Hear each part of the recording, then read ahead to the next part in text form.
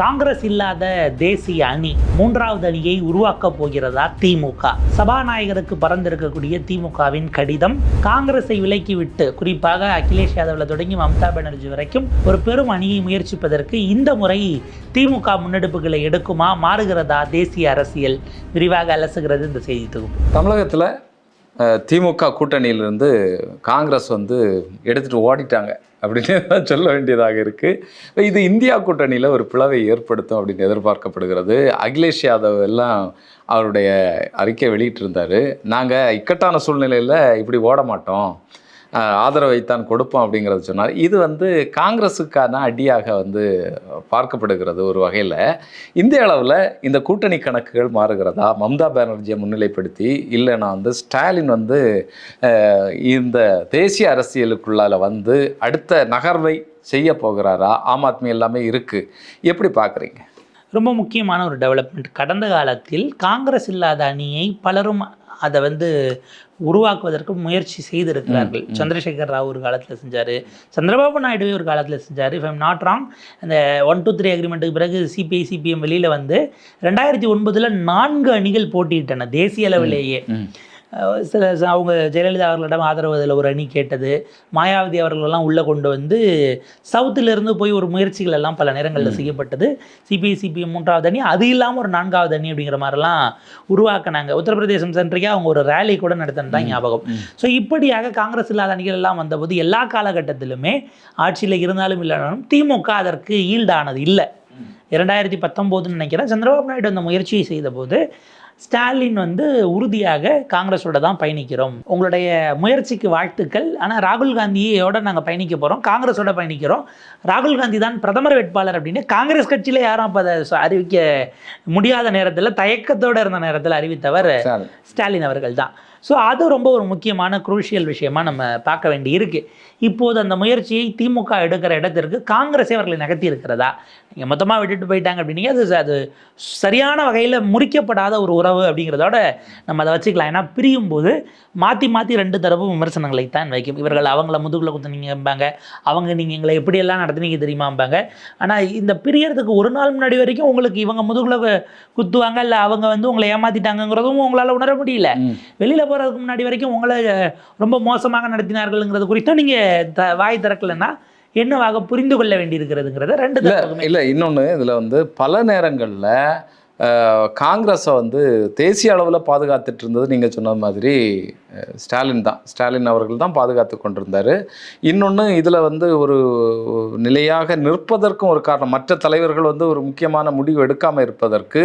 இன்னொன்று மம்தா பானர்ஜியினுடைய இணக்கம் பெரிய அளவுக்கு இந்தியா கூட்டணியோட இல்லாமல் இருந்ததுக்கு இது ஒரு காரணமாக இருந்தது.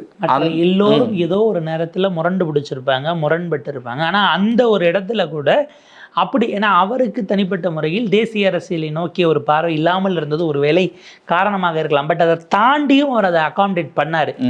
அதாவது அவருடைய ஸ்டேச்சர் தேசிய அளவில் விரிவடைவதை, ஒரு மதிப்பும் மரியாதை கிடைப்பதை காங்கிரஸ் ஆரம்பத்திலிருந்தே ரசிக்கலைன்னு ஒரு தியரி இருக்குது. அது நம்ப தகுந்த தியரியாகவும் இருக்குது. யார் எதிர்த்து வராங்கனாலும், நிதிஷ்குமார் வெளியேறி அன்றைக்கு காங்கிரஸ் நினைத்திருந்தால் தவிர்த்து வந்திருக்கலாம். அவர் என்டிஏக்கு போகாமல் திரும்ப இவங்களோடய தொடர்ந்திருந்தால் இந்தியா பிளாக் மோடிக்கு இந்த 240ங்கிறது என்டிஏக்கான டேலியை கூட அவங்களால வீழ்த்தி இருக்க வாய்ப்பு இருக்கிறது. பை சான்ஸ் அது தொடர்ந்திருந்தால், நம்ம இஃப்ஸ் அண்ட் பட்ஸில் தான் பேசுகிறோம், இஃப்ஸ் அண்ட் பட்ஸ் ஹிஸ்ட்ரியை மாற்றாது அப்படின்னாலும் கூட அதற்கு பிறகு அது அப்படியே தொடருதுன்னா, இப்போ நிதிஷ்குமார் முதலமைச்சராக இருந்திருப்பார், நிதிஷ்வி சேர்ந்து இந்த எலெக்ஷனை ஒருவேளை ஸ்வீப் பண்ணி இருந்திருக்கலாம், என்ன வேணாலும் நடந்திருக்கலாம். ஆனால் அதற்கான அந்த முறிதலை யார் செய்ததுங்கிறது இருக்குது. தேஜஸ்வியை தோற்கடிச்சது யார்? நீங்கள் கடைசி வரைக்கும் முதலமைச்சர் வேட்பாளர் அறிவிக்காமல் வச்சுருந்து இங்கேருந்து கிளம்பி இவர் பிரச்சாரத்துக்கு போகிறார். நீங்கள் ஓட்சோர் யாத்திரை நீங்கள் நடத்துகிறீங்க, காங்கிரஸ் ராகுல் காந்தியினுடைய இனிஷியேட்டிவ் தான் தேஜஸ்வி கலந்துக்கிறாரு, அவரும் முகமாக வைத்து எல்லாரையும் தலைவர்களை கூப்பிட்றீங்க. வந்தார். ஆனால் நீங்கள் வந்தவர்களுக்கு அதுக்கு பிறகு அந்த யாத்திரையை அடுத்த கட்டத்துக்கு காங்கிரஸே கொண்டு போகாமல் கைவிட்டது. தேஜஸ்விக்கு அது பலமாயிடக்கூடாதுங்கிறதுக்காக நீங்கள் செஞ்சீங்களா? கடைசியில் பிரச்சாரம் நடக்கும்போது இந்தியாவிலேயே இல்லாமல் ஒரு ஸ்டேட்டில் எலெக்ஷன் நடக்குது, நீங்கள் எதிர்கட்சி தலைவராக இருக்கிறீங்க இந்தியாவுக்கு, அந்த ஸ்டேட்டில் ஆட்சியை பிடிப்பதற்கான வேலைகள் கூட்டணி ரொம்ப லேட்டாக ஒரு முதலமைச்சர் வேட்பாளரை வித்ட்ராயல் நாள் முடிஞ்ச பிறகு எதிர்த்து கூட்டணிக்குள்ளே நீங்கள் போட்டி போடுறீங்க. அங்கே நடக்குது கடைசி கட்ட பிரச்சாரத்துக்கு இருக்கணும்னா நீங்கள் கிளம்பி வெளிநாடு போவீங்கன்னா அப்போ அந்த இடத்துல தேஜஸ்வி வீழ வேண்டும் என்றே நீங்கள் உங்களுக்கு என்ன இருந்ததாங்கிற கேள்வி வரும். நீங்கள் எந்த அளவுக்கு சின்சியராக இருந்தீங்கன்னு எனக்கு கேரளானா புரிஞ்சிக்க முடியுது. கம்யூனிஸ்டுகள் இவங்கள மாதிரி இருந்து அது அப்படி தான் போகுன்றதை என்னால் புரிஞ்சிக்க முடியுது. தேஜஸ்விகிட்ட உங்களுக்கு அந்த சிக்கல் எங்கேருந்து வந்தது? உங்களை விட இளைஞர், ஐ திங்க் அவர் இன்னும் 40 வயது இப்போ தான் நெருங்கிட்டு இருக்காருன்னு நினைக்கிறேன். அப்படி ஒரு ஆள் இளம் சீஃப் மினிஸ்டராக வரட்டுமே, உழைச்சிருந்தா உங்களுக்கு அடுத்து 29 அவங்க கூட நின்று உங்களுக்கு அதிகமாக உழைச்சிருப்பாங்கல்ல அப்படிங்கிறதெல்லாம் சொதப்பி விட்டது யாருங்கிறது இருக்குது. ஹேமந்த் சோரன் தான் தட்டு மாதிரி ஜார்க்கண்டில் முதலையும் கூட்டணி ஆட்சியாக இருந்தது. பிறகு அந்த ஸ்டேட்டஸ்கோ தொடரும்னதுனால நீங்கள் வரவே வேண்டாம் நான் பார்த்துக்கிறேன்னதுனால அவர் தப்பிச்சார்னு வைங்க. அந்த ஹேமந்த் சோரனை காங்கிரஸ் அவமானப்படுத்தியது. ஹேமந்த் சோரன் பீகாரில் இருந்து தான் ஜார்க்கண்ட் பிரியுது. இங்கே எலெக்ஷன் நடக்கும்போது தேஜஸ்வி யாதவுக்கு ஐ திங்க் 3 எம்எல்ஏ சீட்டை நம்ம கொடுக்குறாரு. அதில் ஜெயித்த ஒருவர் இன்றைக்கும் உள்ள மந்திரியாக இருக்கிறார், கேபினெட்டில் இடம் கொடுக்குறாரு. அங்கேயும் இங்கேயும் இருக்கிற ஒரே பொதுவான கட்சி யாருன்னா காங்கிரஸ் தான். 2 ஸ்டேட்லேயும் ரெண்டாவது பெரிய கட்சியாக கூட்டணிக்குள்ள அப்படின்னா காங்கிரஸ் தான். இப்போ பீகார் எலெக்ஷன் நடக்கும்போது அவர் என்ன கேட்குறாரு? ஒரு 4 சீட்டு கேட்குறாரு. இதை விட அது பெரிய மாநிலம். 4 சீட்டு கேட்குறாரு. அவருக்கு அதை கொடுக்காம அவர் அவமானப்படுத்தி அவரை நான் தேர்தலையே புறக்கணிக்கிறேன்னு ஒரு மாநிலத்துடைய முதலமைச்சர் உங்கள் கட்சிக்காரருக்கு கேபினெட் கொடுத்த முதலமைச்சர் வெளில போனார். காங்கிரஸ் தானே அதை பேசி சுமூகமாக முடிச்சிருக்கணும்.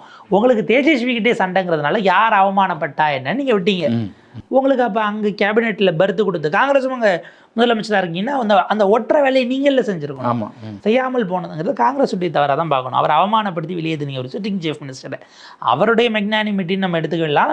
அவர் அங்கே போய் நம்மளை அவமானப்படுத்தின கட்சியினுடைய ஆள் இங்கே இருக்கணுமான்னு கேபினெட்டை விட்டு தூக்காமல் இருக்கிறார். அது ஹேமந்த் சோரன் அவர்களுடைய பெருந்தன்மை இருக்கலாமே தவிர அந்த அவமானத்துக்கு யார் காரணம், ஏன் அதை சரிப்படுத்த காங்கிரஸ் முயற்சி பண்ணலங்கிற கேள்வி இருக்குது. ஆனால் ஸ்டாலின் அவர்கள் இதை எதிர்பார்த்தார். பட் 2-3 நாள் எலெக்ஷன் முடிச்சே போயிடுவாங்கன்னு எதிர்பார்க்கல. எப்படி பார்த்தாலும் காங்கிரஸ் போவது உறுதினு அவருக்கு தெரிஞ்சிருக்கோன்னு ஒரு பார்வை இருக்குது. அதனுடைய கவுண்டர் நரேட்டிவாக தான் ராகுல் காந்தி ஒரே மேடைக்கு வரல அப்படின்னும் போது இவர் தொடர்ந்து அரவிந்த் கெஜ்ரிவாலை அழைத்தது அப்படிங்கிறது. அவர் இங்கே வந்து கேம்பெயின் பண்ணுறாரு, சென்னையில் பண்ணுறாரு. தேஜஸ்வி யாதவை கூப்பிட்டு வந்து கேம்பெயின். தேஜஸ்வி அதுக்கு முன்னாடி தான் போய் காங்கிரஸ் ஜெயிக்கக்கூடாதுன்னு கேரளாவில் கேம்பெயின் இங்கே வராரு. வந்து ஸ்டாலின் அவர்களுக்காக இதுக்கு கோவையில் பண்ணாருன்னு நினைக்கிறேன். அந்த பிரச்சாரம் நடக்கிறது. இதெல்லாம் கான்ஷியஸாகவே ஸ்டாலின் அவர்கள் தெரிந்து செய்தது தான். ஒருவேளை மேற்கு வங்கத்தில் தேர்தல் இல்லாமல் இருந்திருந்தால் மம்தா பானர்ஜியும் அழைத்து வந்து ஸ்டாலின் பிரச்சாரம் செய்திருப்பார். நிச்சயமா. அப்படி நீங்கள் திரைமறைவில் இருந்து அவங்களை கவுக்கலாமான்னு பார்க்குறீங்க அப்படின்னா வெளிப்படையாகவே 2 பக்கமும் வாள்களை உருவிவிட வேண்டியதான் வந்ததனுடைய விளைவாகத்தான் நாம் இதை பார்க்க வேண்டியிருக்கிறது. ஸோ இந்த சூழலில் தான் கனிமொழி அவர்கள் சபாநாயகருக்கு கடிதம் எழுதியிருக்கார். லோக்சபா சபாநாயகருக்கு ஏற்கனவே இங்கே சீட் அரேஞ்ச்மெண்ட் அங்கே எம்பிக்கள் உட்காருவாங்க இல்லையா, எல்கேஜி பசங்க மாதிரி இருக்குன்னு நீங்கள் விமர்சிக்கலாம். பட் அவங்க கட்சியினுடைய நிலைப்பாடு, ஏன்னா காங்கிரஸ் எம்எல்ஏகளோட மிக்ஸ் பண்ணி தான் உட்காந்துருப்பாங்க வெவ்வேறு இடங்களில். அவங்க இங்கே ஃப்ரெண்ட்ஸ் அப்படின்ற மாதிரிலாம் போட்டு இப்போ நாங்கள் பிரிஞ்சுட்டோம், கூட்டணி முறிவடைஞ்சு வந்துச்சு, அதனால் இந்த அரசியல் சூழலில் நாங்கள் வந்து தனித்தனியாக அப்படி மிக்ஸ் ஆகி உட்கார்றது சரியாக இருக்காது, எங்களுக்கு தனியான இருக்கையை மாற்றணும்னா இப்போ என்னென்னா அவங்களுக்கு அட்டண்டன்ஸ் இந்த கைரேகெல்லாம் சீட்லேயே வச்சுட்டாங்க. சீட்டு கணக்காகும். ஸோ அந்த செட்டப்போட மாற்றணும். நீங்கள் அங்கே எங்கள் ஃபிங்கர் பிரிண்ட் அந்த செட்டப்பு மற்ற விஷயங்கள் எங்களுக்கான கேள்வி இந்த சுழற்சி இதெல்லாம் நீங்கள் மாற்றணும்னு ஒரு கடிதம் போயிருக்கு. ஸோ இதில் என்னென்னா இது காங்கிரஸ்க்கு மட்டும்தான் போயிருக்கு. சிபிஎம் என்ன ஆகும், விசிகா என்ன ஆகும்? ஏன்னா நம்ம பார்த்தோம்னா பெரும்பாலும் அவங்க எல்லாம் பெரிய அளவு இவங்க இது பண்ண மாட்டாங்க.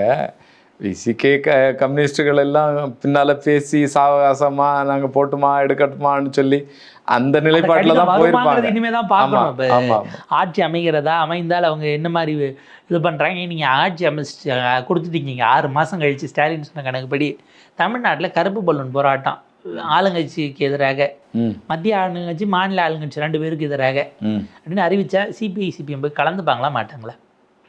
ஏதோ ஒரு திட்டங்க விஜய் எதிர்க்கலை, என்ன பண்ணுவீங்க? எந்த பக்கம் கருப்பு பலூன் ஏற்கனவே சொல்லியாச்சே திமுக கூட நாங்கள் விசிகா அதுக்குள்ளே சேர்க்கல. அவங்க ஆட்சியில் பங்கு வாங்கிட்டா அவங்க போகக்கூடாது. அது கம்ப்ளீட்டாக முடிஞ்சுதான் தான் கணக்கு. நான் கேட்குறது தோழர்களை தான் கேட்குறேன். நம்ம செங்கோட்டை தோழர்களை நோக்கி தான் அந்த கேள்வி வரும். அப்போ ஆப்வியஸாக திமுக எதிர்ப்புங்கிற இடத்துக்கு அந்த ஸ்ட்ரீம்குள்ளே தான் அவங்க போயிடுவாங்க. பலரும் விமர்சனமாக வச்சது அது என்னோட கனெக்ட் இல்லைனாலும் நம்ம சொல்ல வேண்டியது, பார்த்தீங்களா செங்கோட்டையனும் பேஷன் முகமும் ஒரே இடத்துல இருக்கிறாங்க. வாச்சாத்தி சமயத்தில் அவர் அரசு பொறுப்பில் இருந்தவர், அவர் தான் முக்கிய காரணம் இருந்தால் இந்த பக்கம் அதை எதிர்த்து போராடிய தொடர்ந்து சிலர் பதிவுகள்லாம் போட்டிருந்தாங்க. அதுக்கு அந்த இதுக்கான ஒரு விமர்சனமாக ஊடகவியலாளர் ஜெயலலினி ஒரு விஷயம் போட்டிருந்தாரு. என்னென்னா, இதை கேட்குறதே இப்போ கேட்குறது சரியாக இருக்காது. அச்சாத்தி சம்பவம் நடந்த பிறகு 2 சட்டமன்ற தேர்தலிலும் ஒரு நாடாளுமன்ற தேர்தலிலும் அதிமுகவோட அவங்க கூட்டணியே வச்சுட்டாங்க. அன்னைக்கு செங்கோட்டையன் அங்கே தான் இருந்தார், சண்முகம் இங்கே தான் இருந்தார். நீங்கள் அதை இப்போ என்னமோ புதிய விஷயமா பேசுறது சரியாக இருக்காது. அவங்க 2 பேருமே அதை தாண்டி ரொம்ப தூரம் வந்துட்டாங்க, நம்ம விவாதிக்க வேண்டாம்னு போட்டிருந்தாரு. அது ஒரு வகையில் ரொம்ப ஷார்ப்பான பார்வையும் கூட. இதெல்லாம் நெருடாது. ஏன்னா அவங்க எல்லாம் அடிப்படையில் அரசியல்வாதிகள்ங்கிற இடம் வந்து அதை தாண்டி அவங்களுக்கு நோக்கம் இருக்கலாம். அவங்க நோக்கத்தை நம்ம ஒரு நாளும் சந்தேகப்படலை. அவங்களுடைய தத்துவம், தர்க்கவியல் இதெல்லாம் சரியானது தான். பட் அது ப்ராக்டிக்கலி எங்கே போய் நிற்க போகுது? அப்போ இது எப்படி வருதுன்னா, தமிழ்நாட்டில் திமுக இல்லாத ஒரு இந்தியா கூட்டணியாக இது மாறுகிறதா? Congress, CPI, CPM, VCK. இதில் என்ன பிரச்சனைனா, நீங்கள் இவங்க 3 பேருக்கும் எம்பிக்களும் இருக்கிறாங்க, அதை கன்சிடர் பண்ணணும். ஆளுக்கு 2 எம்பினா ஒரு 6 எம்பி இருக்குது. காங்கிரஸ்க்கு 10 பாண்டியோடு சேர்த்து. ஸோ ஒரு 16 எம்பிக்கள் தனியாக இணையாக. அதிமுக அங்கே ப்ரெசன்ஸ் இல்லை. இந்த பக்கம் உங்களுக்கு திமுகவோட 22, மேபி ஒரு ராமநாதபுரத்தில் அவங்க இவர் ஐயுஎம்எல் வருவார். அவங்கெல்லாம் இன்னொரு தனி ஃபேக்ஷனாக போகிறாங்களா என்கிற கேள்வி அதோட சேர்ந்து மாற்றத்தை கொண்டு வந்துடும். என்ன மாற்றம் கொண்டு வருதுங்கிறதுலாம் ஒரு உரையாடல், ஒரு விவாதம். இது போக துரை வைக்கோ, அவர் சூரியனில் நிற்கல, அவர் எந்த பக்கம் இருப்பாருங்கிற கேள்வி இருக்குது. ஸோ அது 23-17 பிரிவதற்கான வாய்ப்புங்கிறது தான் இந்த சூழலில் வந்திருக்கிறது. இதுவரை இடம் மட்டும்தானா? விவாதத்தில் யார் தமிழ்நாட்டினுடைய குரலை ஓங்கி ஒலிக்கிறா? ஏன்னா தாவேக்காக்கி இல்லை, கூட்டணிக்குள்ளே போயிட்டா இவங்க அங்கே என்ன பிரச்சனை பண்ணுறாங்க, பதிலுக்கு இவங்க என்ன நரேட்டிவ் வைக்கிறாங்க, இந்த லோக்கல் சண்டே அங்கே வரைக்கும் கொண்டு போய் நாடாளுமன்றத்தில் எப்படி அவங்க கொண்டு வர போகிறாங்க, இப்படி பலதரப்பட்ட புதிய சுவாரஸ்யங்கள் நமக்கு அடுத்தடுத்து தான் வர காத்திருக்கு. பட் ஒரு 6 மாதம் அல்லது 1 வருடம் போகும். ஏன்னா இங்கே எல்லாம் எப்படியே செட்டில் ஆகுங்கிறத பார்த்துட்டு தேசிய அளவிலான ஒரு முன்னெடுப்பை மிக நிச்சயமாக திராவிட முன்னேற்ற கழகம் எடுக்கும். இப்போ போனவங்க தாங்கிற நிலை தான் இருக்குது. அது மேபி சிபிஎம் இவர்களுக்கான ப்ராக்டிக்கல் நெருக்கடிகள் எப்படி இருக்குன்னு நம்ம பொறுத்து இருந்து தான் பார்க்கணும். பட் அதை தாண்டி ஒரு முடிவை எடுத்திருக்கிறார்கள்.